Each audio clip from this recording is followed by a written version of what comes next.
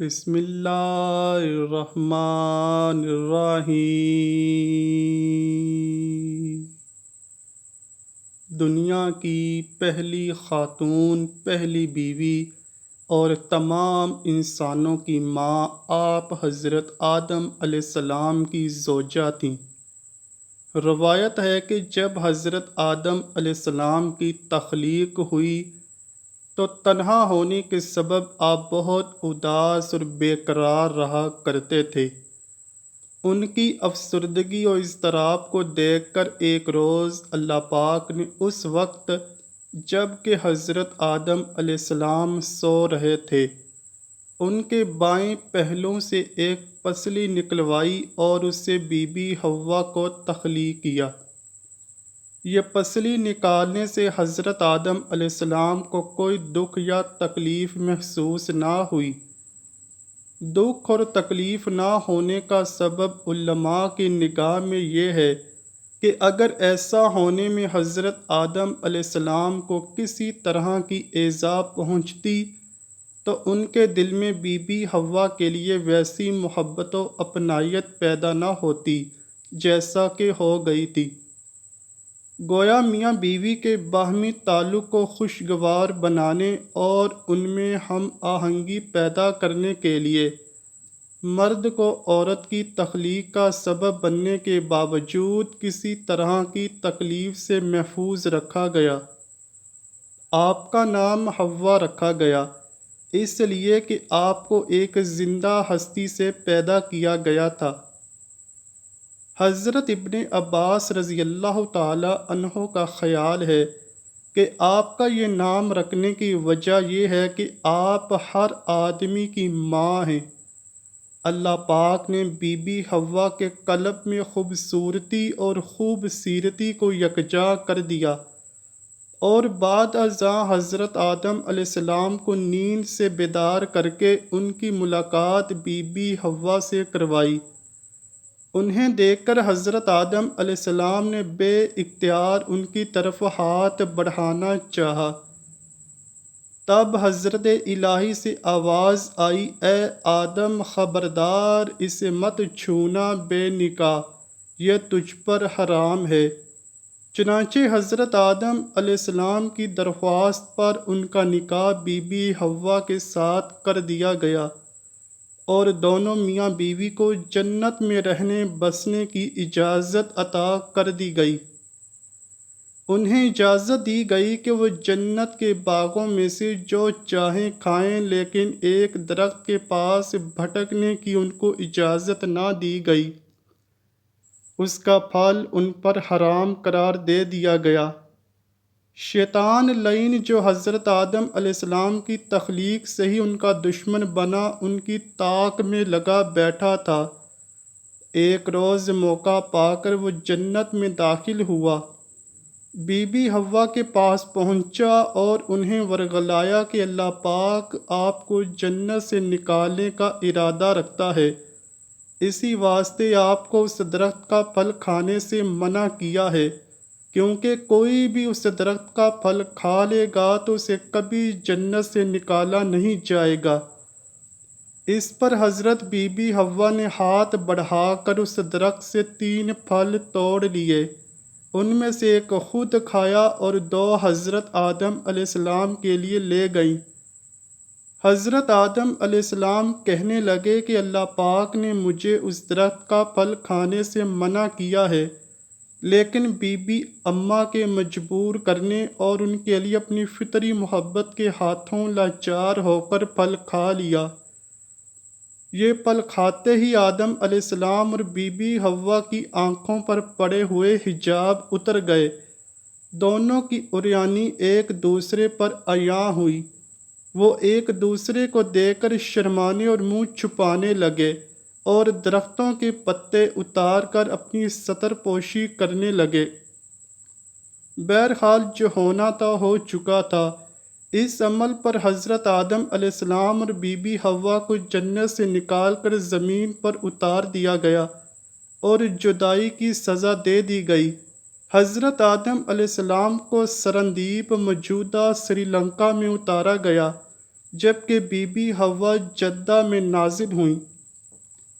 حضرت آدم علیہ السلام زمین پر آنے کے بعد نہایت شرمسار اور افسردہ تھے۔ پھر حضرت حوا سے علیحدگی نے بھی سخت پریشانی میں مبتلا کر رکھا تھا۔ روایت میں ہے کہ آپ ایک طویل عرصے تک اللہ کے حضور گڑگڑاتے رہے، فریاد کرتے اور آنسو بہاتے رہے، یہاں تک کہ اللہ تعالیٰ کو ان کی اس گریہ زاری پر رحم آیا، اور پھر ایک دن حضرت جبرائیل علیہ السلام نے حضرت آدم علیہ السلام کے پاس آ کر انہیں اللہ کی جانب سے معافی کی نوید سنائی۔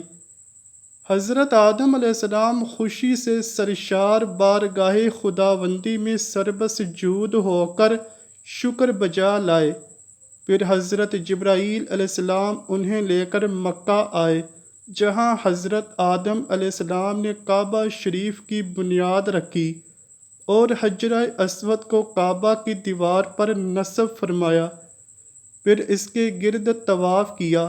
طواف سے فارغ ہو کر حضرت جبرائیل علیہ السلام انہیں جبل عرفات پر لے گئے، جہاں حضرت حوا تشریف فرما تھیں، لیکن طویل عرصے کی جدائی اور حالات نے بہت سے جسمانی تغیرات پیدا کر دیے تھے، چنانچہ دونوں ایک دوسرے کو پہچان نہ پائے، جس پر حضرت جبرائیل علیہ السلام نے دونوں کا تعارف کروایا۔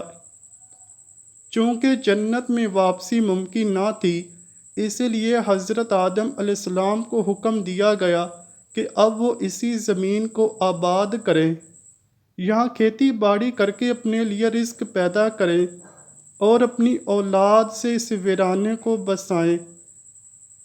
حکم الہی کی تعمیل میں حضرت آدم علیہ السلام اور بی بی حوا زمین پر زندگی گزارنے لگے اور اس وقت کا انتظار کرتے رہے کہ جب خالق حقیقی کی طرف سے واپسی کا اذن ہو۔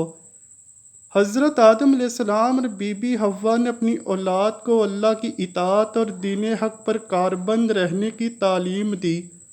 پھر حضرت آدم علیہ السلام کی وفات کا وقت آیا اور فرشتے گھر میں داخل ہوئے تو آپ سمجھ گئے۔ اپنی اہلیہ حضرت حوا اور اپنے بچوں سے فرمایا کہ تم سب مجھے تنہا چھوڑ دو۔ اس کے بعد اللہ کی حمد و ثنا میں مصروف ہوئے۔ فرشتوں نے روح قبض کی، پھر غسل دے کر کفن دیا، خوشبو لگائی، گڑھا کھود کر قبر بنائی۔ حضرت جبرائیل علیہ السلام نے ان کے بیٹے حضرت شیث علیہ السلام کو نماز جنازہ پڑھانے کا طریقہ بتایا اور آپ نے ہی نماز جنازہ پڑھائی۔ عام طور پر تاریخی کتب میں حضرت آدم علیہ السلام کی عمر مبارک 960 سال بیان کی گئی ہے۔ حضرت آدم علیہ السلام کو جبل ابو قبیس کی غار میں دفن کیا گیا، جس کو غار الکنز بھی کہا جاتا ہے۔ جبل ابو قبیس اس دنیا کا سب سے پہلا پہاڑ ہے کہ جس کے دامن میں کعبۃ اللہ ہے، اسی کے دامن میں محلہ بنو ہاشم ہے، اور دار الندوہ سے لے کر بنو ہاشم کے سارے گھر جبل ابو قبیس کے دامن میں ہیں۔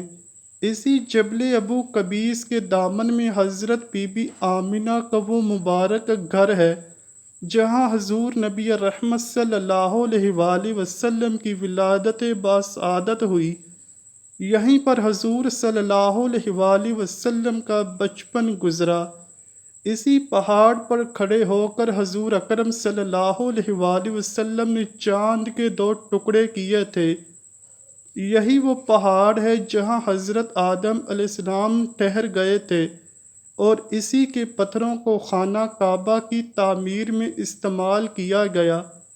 اسی پہاڑ پر حضرت آدم علیہ السلام کی قبر بنائی گئی۔ ناظرین گرامی، حضرت آدم علیہ السلام کی وفات کے ٹھیک 1 سال بعد حضرت بی بی حوا بیمار ہوئیں۔ جب حضرت حوا بیمار ہوئیں تو آپ کے بیٹے حضرت شیث علیہ السلام سمجھ گئے کہ اب ہماری والدہ کے جدا ہونے کا وقت آن پہنچا ہے، کیونکہ اس وقت بیماریوں کا وجود نہ تھا۔ خیر 10 دن حضرت حوا اسی حالت میں رہیں، اور انتہائی کمزور ہو گئیں، یہاں تک کہ آپ بستر پر لیٹ گئیں اور چلنے پھرنے سے بھی قاصر ہو گئیں۔ آپ کی تمام اولاد آپ کے بستر کے گرد جمع ہو گئی۔ پھر حضرت حوا نے سب کو باہر نکال دیا اور تب ہی ملک الموت حاضر ہوئے، آپ کی روح اقدس قبض کی اور آپ کو جنتی حوروں نے غسل دیا اور آپ کا نماز جنازہ آپ کے بیٹے حضرت شیس علیہ السلام نے پڑھایا۔ جنازے کے بعد حضرت حوا کو حضرت آدم علیہ السلام کے پہلو میں جبل ابو قبیس میں ہی دفن کیا گیا۔ امید کرتا ہوں کہ آپ کو ویڈیو ضرور پسند آئی ہوگی۔ اگر ویڈیو پسند آئی ہے تو ویڈیو کو لائک کیجئے، شیئر کیجئے اور چینل کو لازمی سبسکرائب کیجئے۔ کمنٹ سیکشن میں اپنی رائے کا اظہار بھی ضرور کیجئے گا۔